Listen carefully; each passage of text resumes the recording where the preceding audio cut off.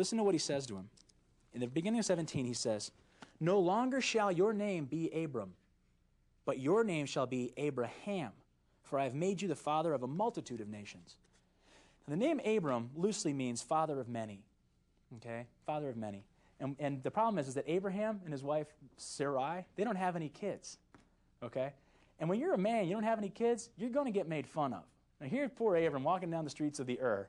He's just chilling, being Abram, and they're like, "Hey, father of many," because he has no kids.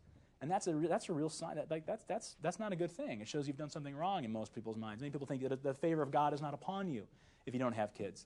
So he goes from being named father of many, and then God comes in and says, "Hey, you know what we're going to do? We're going to name you father of great many." And he's going, "Thanks, great, because I still have no kids." Okay, but this is what we have to key into. When God changes His name, and really when God changes anybody's name, He's not just changing their name. He's changing something special about them. He's changing their essence. Now, what you have to understand is this. Nowadays, with names, like, they don't always have the most significance anymore. A lot of times, we treat names like, okay, well, that's how we keep roll. I have a name so I can get roll call. I have a name so I can put my name on my luggage and it doesn't get lost. I have, a name, and that's how people bill me or whatever. That's what's on my checking account. So name's a mode of identification. But back then, the name meant a lot more than that. Back then, the name was your essence. It said something about you. It said who you were. So when God changed Abram's name, He changed his essence. And then later on down here in chapter 17, He says, "As for Sarai, your wife, you shall not call her Sarai, but Sarah shall be her name." Okay, and what's happening is God's changing their essence. He's entered into a covenant with them, and He's changing it.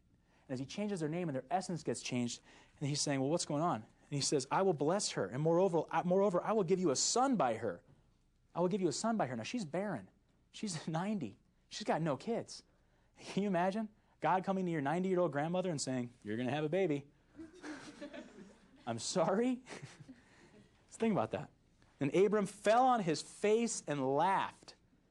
That takes guts to laugh at God. Abram fell on his face and laughed and said to himself, "Shall a child be born to a man who's 100? Shall Sarah, who's 90, bear a child?" And Abraham said to God said, "No, but Sarah your wife shall bear you a son, and you shall name him Isaac." Now that's lost on us because we don't understand Hebrew. This is how funny God is. Do you know what God says? He says, "You're going to bear a son," and Abraham goes, "Right." And God goes, "Oh, I'll throw you one better, Abram. That's going to be his name, laughter." Because the Hebrew word for laughter is Itzah, which means Isaac. And what He says to him is, every single time you call him, you're going to remember you doubted me.